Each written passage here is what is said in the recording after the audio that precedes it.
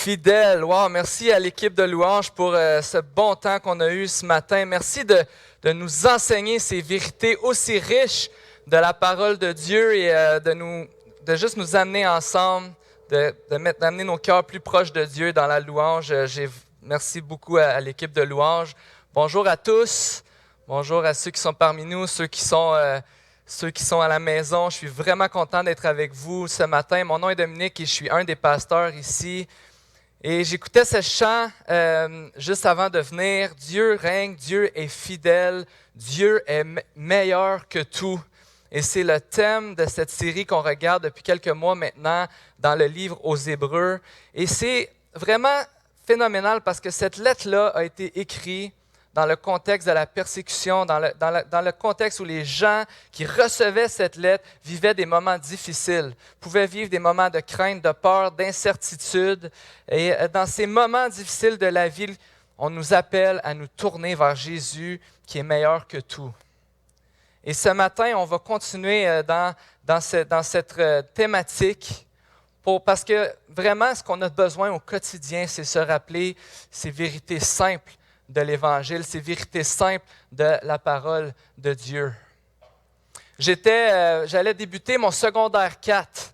Je venais de passer une été comme staff au camp des boulots et j'allais débuter mon secondaire 4 et j'avais eu cette conviction-là. Ça faisait quelque temps que Dieu travaillait en moi et j'avais cette conviction-là que cette année, je voulais arriver à l'école et être un témoin de Jésus. Je voulais partager ma foi à mes amis. Je voulais aimer mon prochain, je voulais aimer ceux qui, à l'école, peut-être les gens les aimaient moins ou les gens prenaient moins de temps avec eux. Dieu m'avait vraiment mis cette conviction-là dans mon cœur d'être un témoin de Jésus. Mais à ce moment-là, je savais aussi que mes amis à l'école, mes amis avec qui j'avais fait les 3 premières années de mon secondaire, bien qu'ils savaient peut-être que j'étais un chrétien, je savais qu'ils ne pensaient pas comme moi. Je savais qu'ils avaient d'autres convictions que moi, d'autres croyances que moi.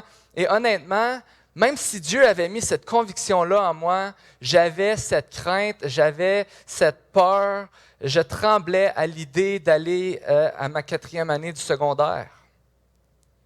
Et puis je me souviens, cet été-là, juste avant de commencer l'école, j'avais prié à Dieu, puis j'ai dit, Seigneur, je te demande cette année de m'entourer. J'aimerais ça avoir un ami chrétien avec qui je peux partager ma foi à l'école. Et j'étais vraiment loin de me douter de ce que Dieu allait faire dans ma vie cette année-là et comment Dieu allait répondre à cette prière. Mais quoi faire dans ces moments? Quoi faire dans ces moments où on se sent seul? Quoi faire dans ces moments où on a peur? Où nous tourner dans nos moments d'incertitude? Et ce qu'on va voir ce matin et ce qu'on voit depuis plusieurs semaines, c'est qu'on a toujours une bonne nouvelle, des bonnes nouvelles, quand on choisit dans ces moments de nous tourner vers Jésus. On va voir ce matin que notre intimité avec Dieu nous donne tout ce qu'on a besoin pour persévérer dans notre foi. Notre intimité avec Jésus nous donne tout ce qu'on a besoin pour continuer, pour persévérer quand ça ne va pas bien, quand on a peur, quand on est seul, quand on a des doutes. Notre intimité avec Dieu nous donne tout ce qu'on a besoin. Et avant d'aller plus loin, j'aimerais ça prendre un temps pour prier. Seigneur Jésus, je te prie d'être avec nous ce matin, de parler à nos cœurs. Tu sais ce qu'on a besoin d'entendre venant de ta parole ce matin. Tu sais l'encouragement qu'on a besoin. Tu sais peut-être qu'on a besoin d'être repris par le Saint-Esprit, par ta parole ce matin. Je te prie d'ouvrir nos cœurs pour qu'on puisse être à l'écoute de ce que tu as à nous dire, Seigneur Jésus, et de ce que tu veux faire dans nos vies. Et c'est ma prière ce matin que tu puisses vraiment te révéler à nous au travers de ton enseignement, l'enseignement de ta parole, Seigneur Jésus. C'est dans ton nom que je veux te prier. Amen. J'aimerais qu'on lise ensemble le passage dans Hébreux 10. Hébreux 10, à partir du verset 19.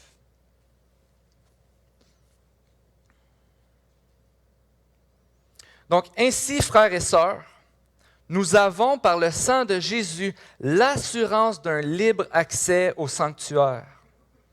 Cette route nouvelle et vivante, il l'a inaugurée pour nous au travers du voile, c'est-à-dire de son propre corps. De plus, nous avons un souverain prêtre établi sur la maison de Dieu. Approchons-nous donc avec un cœur sincère, une foi inébranlable, le cœur purifié d'une mauvaise conscience et le corps lavé d'une eau pure. Donc, ce passage est en quelque sorte la conclusion de cette section où est-ce qu'on a vu pendant plusieurs semaines comment est-ce que Jésus est meilleur que tout. Et la dernière fois qu'on a prêché sur le livre aux Hébreux, c'était moi qui étais là, puis on s'est rappelé que Jésus était allé à notre place dans la présence de Dieu. Il est mort pour nous et il nous a assuré qu'on pouvait avoir accès à la présence de Dieu. Et en quelque sorte, ici, on est en train de voir, ce qu'on est en train de voir ici, c'est la conclusion de cette section-là, où on nous rappelle l'essentiel, où ce qu'on nous rappelle que Jésus a pris notre honte, Jésus a pris nos fautes, Jésus a pris notre culpabilité. Son sang a été versé à la croix pour nous, pour qu'on puisse être rendu parfait devant Dieu et qu'on puisse avoir accès à la présence de Dieu. C'est un rappel que Jésus a intercédé pour nous auprès de Dieu et que maintenant, à tous les moments de ma vie, je peux parler avec Dieu, je peux remettre à Dieu mes soucis, je peux venir dans l'état que je suis pour confesser à Dieu mes péchés. Jésus a été intercédé auprès de Dieu en notre faveur pour qu'on puisse avoir une intimité constante avec Dieu.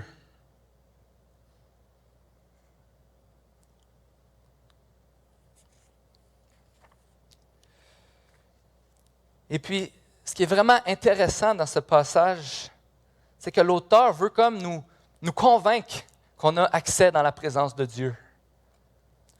Il nous dit ici au verset 19, « Ainsi, frères et sœurs, nous avons par le sang de Jésus l'assurance d'un libre accès au sanctuaire. » Et au verset 22, on lit, « Approchons-nous donc avec un cœur sincère, une foi inébranlable, le cœur purifié d'une mauvaise conscience et le corps lavé d'une eau pure. » Quiconque à l'époque qui connaît l'histoire, qui connaît le système de sacrifice, et on en a parlé la dernière fois, donc si vous n'avez pas entendu ce message, je vous invite à aller le voir l'entendre pour plus de contexte, mais quiconque entend qu'on a l'assurance d'un libre accès au sanctuaire ne peut pas s'empêcher de se rappeler, de connaître l'histoire des sacrifices où personne n'avait accès dans le sanctuaire, dans la présence de Dieu. Sauf un homme, une fois par année, qui devait se préparer, se purifier et qui devait aller pour le peuple, dans la présence de Dieu, pour les pardons des péchés. Mais maintenant, à cause de Jésus qui a versé son sang pour vous, qui vous a rendu purs, vous avez un accès à Dieu en tout temps. Cette phrase est un rappel de tout ce que Jésus a fait pour nous, que Jésus est meilleur que tout, et cet acte de grâce infini, c'est un miracle. C'est le miracle de la grâce ici. Personne qui est devant qui lit cette phrase, « Hey, j'ai accès au sanctuaire », et qui comprend ce que ça veut dire, que maintenant, ce n'est plus juste une personne, une fois par année, mais que c'est chacun d'entre nous qui avons une relation avec Jésus, on a constamment accès à la présence de Dieu. Quiconque entend cette phrase sait que c'est tout un privilège, que c'est toute une grâce, c'est-à-dire qu'il ne mérite pas cette relation, cette intimité avec Dieu, mais que c'est toute une grâce, c'est le miracle de la grâce. Et ce que ça produit en chacun d'entre nous, quand on réalise à quel point Dieu m'a aimé, à quel point Dieu s'est donné pour moi et qu'il me donne tout ce que je ne mérite pas par amour pour moi, alors ça produit en nous de l'humilité. En d'autres mots, ce constat est un constat qui nous rappelle qui nous sommes vraiment. Quand on parle d'humilité, des fois on a cette tendance, j'ai cette tendance comme on m'a déjà demandé, hey, définis l'humilité, puis sans trop avoir réfléchi, les choses qui me venaient en tête, c'était de dire, l'humilité c'est comme s'effacer, c'est comme laisser les autres prendre la place. Mais l'humilité ne consiste pas à se diminuer ou à s'effacer. Ce n'est pas de se voir moins bon qu'on est en réalité. Ce n'est pas de cacher ce que Dieu nous a donné ou de cacher nos forces. Non, l'humilité, c'est de me voir pour qui je suis vraiment. C'est d'avoir une juste opinion de nous-mêmes. C'est de porter un jugement réaliste de nous-mêmes.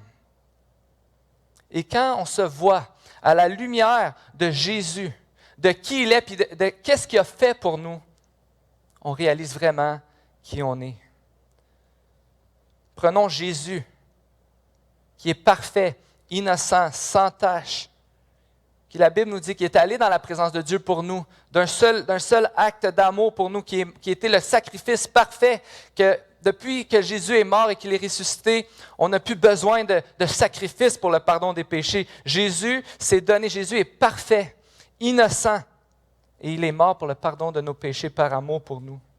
Jésus a pris notre place, il est entré dans la présence de Dieu pour nous. Et à cause de cela, on a une relation intime avec Dieu. Quand je réalise ce que Jésus a fait, puis que là, je réalise, ce n'est pas parce que je le méritais. Au contraire, devant ce constat, je réalise à chaque jour dans ma vie, même des fois, je ne sais pas si ça vous arrive, vous dites « Hey, là, ça va bien.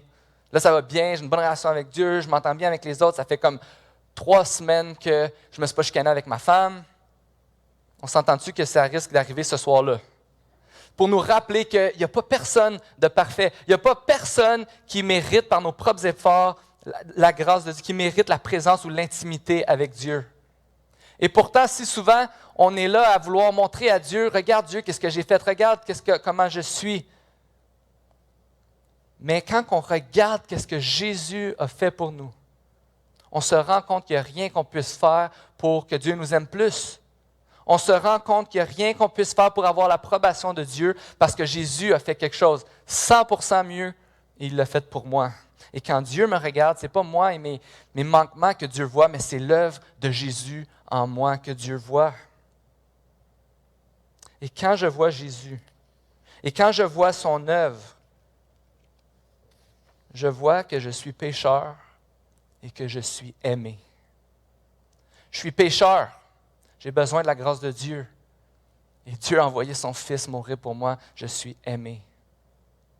Et c'est cette phrase, se rappeler que je suis pécheur et que je suis aimé, c'est quelque chose que j'ai besoin de me souvenir, de me rappeler à chaque jour. Parce que bien souvent, on va se déterminer, on va s'identifier par nos péchés, nos manquements. On va aller dans la culpabilité, on va avoir de la difficulté à se tourner vers Dieu. Mais oui, on est pécheur, mais on a été aimé et pardonné. Je suis coupable et aimé. Je ne suis pas aimable, mais aimé. Je suis menteur, mais aimé. Je lutte avec la dépendance, mais je suis aimé. Je manque de patience, mais je suis aimé. Je me mets en colère, mais je suis aimé. Je manque d'amour et je suis aimé. Quand je me vois pour qui je suis vraiment, je peux m'approcher de Dieu avec humilité, avec ce constat que j'ai constamment besoin de Dieu pour avoir une relation avec lui et pour aimer les autres. Quand on réalise qui on est vraiment, quand on vit cette intimité avec Dieu, quand on vit cette humilité, mais ça nous empêche d'être dur et de nous comparer aux autres. Ça nous empêche d'avoir des attentes envers les autres que je ne peux même pas avoir envers moi-même. Ça me donne de l'amour pour les autres parce que dans ces moments, je me souviens que dans la plus grande histoire, je suis le pire des pécheurs et le premier qui a besoin de la grâce de Dieu. Ça nous permet de pardonner, ça nous permet d'aimer, ça nous permet d'aller vers les gens qui sont différents de nous, qui ne pensent pas comme nous. L'intimité avec Dieu nous donne tout ce que nous avons besoin pour persévérer. Donc oui, on a cette intimité avec Dieu qui nous a été donnée par Jésus, qui est mort à la croix et qui est allé dans la présence de Dieu pour nous. On a cette relation intime avec Dieu. Et cette relation intime avec Dieu nous donne 3 éléments. 3 éléments de notre relation intime avec Dieu. 3 éléments qu'on a à cause qu'on est en relation avec Dieu. 3 éléments que Dieu nous donne pour persévérer dans notre foi. Et c'est vraiment cet encouragement-là qu'on reçoit ce matin. de persévérer dans cette foi malgré les difficultés de la vie, malgré la persécution, malgré les questions, malgré tout ce qu'on reçoit, persévérer. Et voici les 3 éléments qu'on reçoit quand on a cette intimité avec Dieu. On peut lire les versets 23 à 25. « Retenons fermement l'espérance que nous proclamons, car celui qui a fait la promesse est fidèle. Veillons les uns sur les autres pour nous inciter à l'amour et à de belles œuvres. N'abandonnons pas notre assemblée comme certains en ont l'habitude, mais encourageons-nous mutuellement. Faites cela d'autant plus que vous voyez s'approcher le jour. » Donc la première chose qu'on voit, le premier élément qu'on a quand on a cette relation intime avec Dieu, c'est que Dieu, nous pouvons avoir confiance dans la fidélité de Dieu qui accomplit ses promesses en Jésus-Christ. Et c'est ce que le livre aux Hébreux, jusqu'au chapitre 10, nous répète constamment à quel point Jésus est digne de confiance, à quel point Dieu est digne de confiance parce qu'il accomplit ses promesses dans la personne de Jésus, dans l'œuvre de Jésus, et vous pouvez en avoir l'assurance. Dieu est un Dieu fidèle. Dieu ne nous laissera pas tomber. Si Dieu m'a sauvé, si Dieu a fait de moi son enfant, Dieu ne me laissera pas tomber. Quand ça va mal, Dieu règne encore.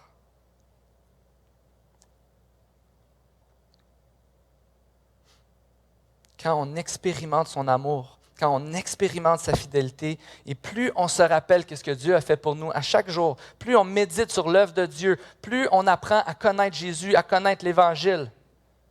Et j'oserais même dire que ça fasse 25, 30, 50 ans qu'on est chrétien, plus on apprend à connaître Jésus et qu'on goûte à l'intimité avec Dieu, plus on goûte à la fidélité de Dieu dans nos vies. Il y a quelque temps, je parlais avec un de mes enfants, puis là, on parlait, puis là, je lui disais, « papa s'en va tantôt », mais là, lui, il savait aussi que maman s'en allait tantôt. Fait que là, il me demande, il dit, mais qui va nous garder? Puis là, j'étais comme, je voulais juste voir, qu'est-ce qu'il allait dire. Je dis, c'est assez grave, vous pouvez vous garder toute seule, vous n'avez pas besoin de personne pour venir vous garder, on s'en va, puis on va revenir tantôt. Puis là, je voulais juste voir sa réaction, puis il me dit, non, qui va nous garder? Puis là, je dis, j'en mettais un petit, pas j'en mettais, mais je répétais ça, puis en tout temps, il n'y a pas eu une seconde où est-ce que mon enfant il a commencé à paniquer puis à avoir peur. Ça m'avait comme surpris, c'était comme, il savait qu'on n'allait pas le laisser seul. Il y avait cette assurance-là qu'on allait prendre soin de lui.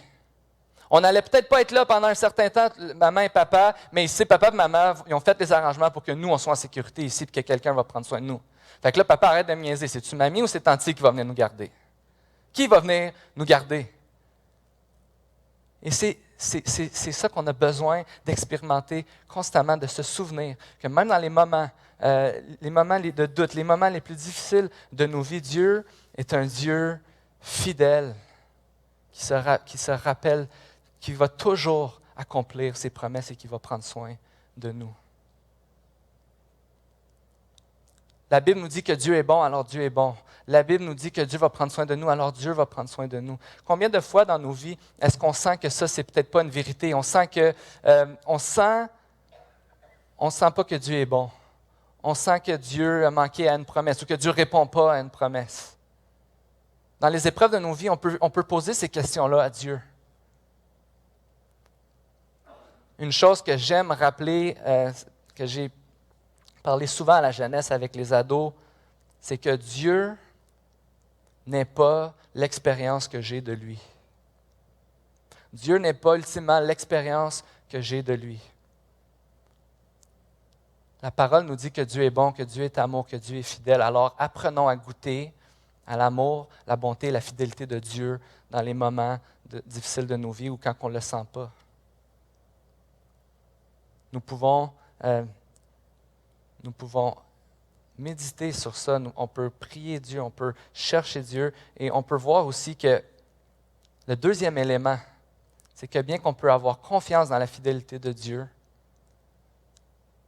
c'est qu'on est aussi appelé à s'engager les uns envers les autres. Dieu nous donne l'Église. Dieu nous donne les uns les autres pour que justement, quand moi j'ai de la difficulté à un moment de ma vie à voir la fidélité de Dieu, à voir l'œuvre de Dieu, où j'ai des doutes, où toute l'information qu'on reçoit, soit sur nos recherches sur Internet ou sur les médias, ou tout ce qui se passe, on commence à avoir des doutes, à remettre des choses en question. Quand on a des difficultés, on a les uns les autres pour se rappeler c'est quoi l'essentiel du message de l'Évangile. On a les uns les autres pour s'encourager. On a les uns les autres pour se rappeler que Dieu est bon. Dieu prend soin de nous.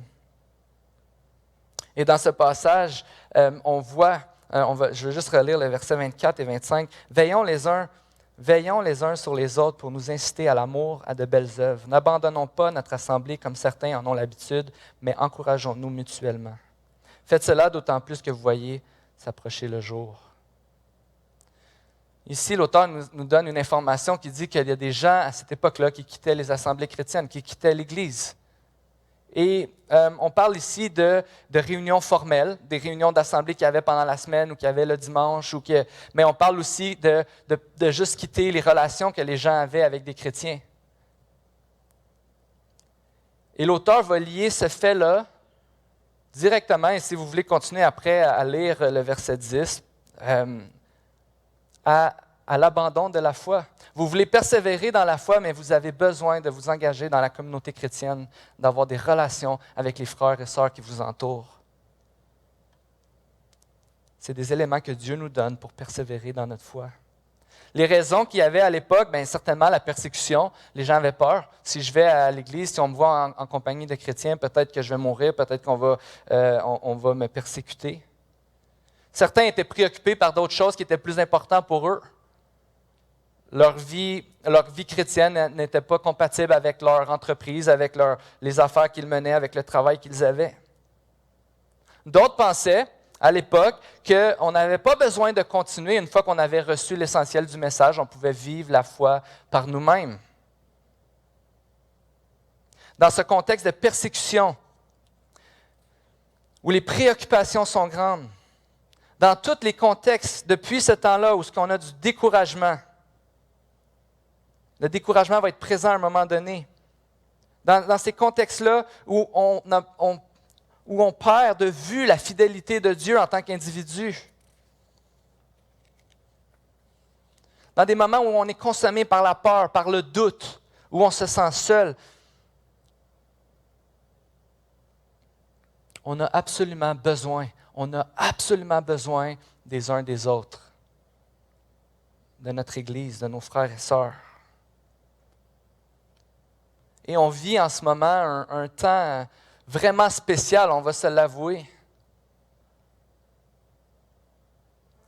Depuis le mois de mars, on ne peut pas se rassembler comme on le faisait avant, à tous les dimanches. On a des moments où est-ce que là, ça a bougé beaucoup, mais où est-ce que c'est difficile de se rencontrer physiquement en tant que groupe, où est-ce que c'est difficile et je vous le dis, avec la jeunesse, juste pour commencer cette année, on a dû changer d'idée 8 fois à un moment donné dans une semaine pour finalement annuler cette semaine-là, recommencer la semaine d'après, puis c'est super compliqué. Et peut-être que je réalisais l'autre jour, vendredi, quand Awana a débuté, mon fils, c'était la première fois qu'il venait depuis le mois de mars ici au bâtiment de l'Église. Nos façons de se rassembler, de se rencontrer ont changé. Et parfois, bien que l'isolement, c'est difficile, qu'on aimerait ça, on a tous hâte que tout ça soit fini et soit derrière nous, parfois, on arrive, il y a ce danger d'être bien toute seule. Parce que les relations, c'est compliqué des fois, puis on aime mieux être tout seul à la maison, puis pas dealer avec les relations qui sont compliquées. Ou on se dit, ben moi, je suis capable d'y arriver toute seule. Maintenant, j'ai toute l'information sur Internet, je peux me nourrir, je n'ai pas besoin des autres, je peux être bien toute seule. On peut se dire toutes sortes de choses comme ça. Mais l'Église, c'est tout d'abord les relations qu'on a les uns avec les autres. C'est tout d'abord l'engagement qu'on a de grandir ensemble, de grandir dans notre foi, de grandir dans notre ressemblance à Jésus, de grandir dans notre amour pour Jésus, de croître et de partager l'Évangile autour de nous. On veut grandir ensemble. Et quand je suis engagé dans une église, je veux m'engager dans les relations les uns avec les autres tout d'abord. Alors parfois, on peut avoir cette pensée qui dit « j'ai pas besoin de l'église, je peux me nourrir moi-même ». mais on a besoin des relations. C'est essentiel pour grandir dans la foi. On a besoin d'encouragement, on a besoin de redevabilité.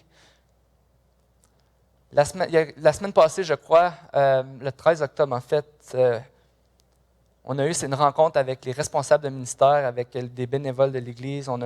Puis ensemble, on a eu une soirée de témoignages où est-ce que les gens pouvaient partager les évidences de la grâce de Dieu dans la dernière année. Et ce que personne ne savait ce soir-là, c'est que moi j'étais ici, j'étais le modérateur Zoom avec les gens qui étaient sur Zoom. Et ce que personne ne savait à ce moment-là, c'est que j'étais découragé cette journée-là. J'étais négatif, j'avais une mauvaise journée, ça n'avait pas été comme je voulais, puis j'étais découragé. Et j'étais là, assis sur ma chaise, et une personne après l'autre venait raconter les évidences de la grâce de Dieu dans leur vie, dans la vie de leur ministère dans la dernière année. Et j'écoutais les témoignages, je voyais Dieu à l'œuvre, et Dieu me rappelait quand que ça ne marche pas, puis que peut-être que tu ne vois pas mon œuvre dans ta vie, ça ne veut pas dire que l'œuvre de Dieu ne continue pas dans la vie des autres, puis même dans ta vie. J'étais encouragé. Et ce soir-là, on a fini la rencontre, je remerciais le Seigneur, je glorifiais Dieu pour son œuvre, pour ce qu'il avait fait. J'avais besoin de mes frères et sœurs ce soir-là. Peut-être que des fois, on se dit que c'est trop compliqué parce qu'il y a trop de gens qui ne pensent pas comme moi. Mais ce qui est important quand on pense à l'Église, c'est important de se rappeler l'essentiel. Un, c'est correct de ne pas avoir les mêmes convictions sur tout, de ne pas avoir les mêmes pensées sur tout ce qui se passe dans la vie. Mais ce qui est essentiel, c'est qu'on est unis dans la personne de Jésus. On doit d'abord partager cette unité dans l'amour qu'on a les uns avec les autres. Vous savez, pour l'Église, ce n'est pas négociable de rechercher l'unité dans l'amour, de chercher l'amour de mon prochain. Et ça commence quand je réalise que j'ai cette intimité avec Dieu, pas à cause de ce que moi j'ai fait, mais à cause de ce que Dieu a fait pour moi. Et je veux apprendre à aimer les autres. Ceux qui ne pensent pas comme moi, ceux qui n'ont pas les mêmes pensées, peut-être, je ne sais pas moi, politiques ou sur des décisions qu'on devrait prendre. Non, on va s'unir dans l'Évangile, puis on va s'unir ensemble pour partager le message de l'Évangile et s'aider à grandir les uns les autres. Ça, c'est un rôle qu'on a les uns envers les autres, c'est cet engagement qu'on a les uns envers les autres. Et oui, comme je disais tantôt, c'est difficile de se rencontrer. Mais on peut continuer à se rencontrer de plusieurs manières. Des fois, qui ne sont peut-être pas les meilleurs, mais je sais que quand on s'engage, premièrement, quand le principe, c'est de s'engager dans les relations les uns envers les autres, on veut se poser la question, comment est-ce que je peux maintenant m'engager dans les relations les uns avec les autres? On peut se rencontrer ici le dimanche de façon limitée. Il y a des groupes qui se rencontrent en semaine parce qu'on a l'opportunité d'avoir des groupes de 25 encore. Il y a des gens qui le font par Zoom. Des beaux témoignages de ce qui s'est passé par Zoom dans la dernière année, de comment Dieu a utilisé ce moyen pour encourager les frères et sœurs. On peut prendre le téléphone. On peut écrire des messages. On peut choisir de s'engager et de rester connectés les uns avec les autres. Donc Dieu nous donne confiance dans sa fidélité, dans son œuvre. Dieu nous donne cet engagement qu'on a les uns avec les autres. Et la troisième chose que Dieu nous donne, c'est une anticipation du retour de Jésus-Christ. Rappelons-nous, frères et sœurs, que le meilleur est toujours à venir.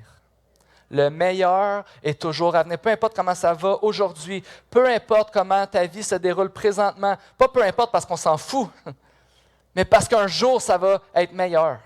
Parce qu'un jour, Jésus va revenir et il n'y aura plus de soucis, puis il n'y aura plus de peur, il n'y aura plus de difficultés, il n'y aura plus de solitude. Et on peut vivre avec cette espérance-là à cause de l'œuvre de Jésus.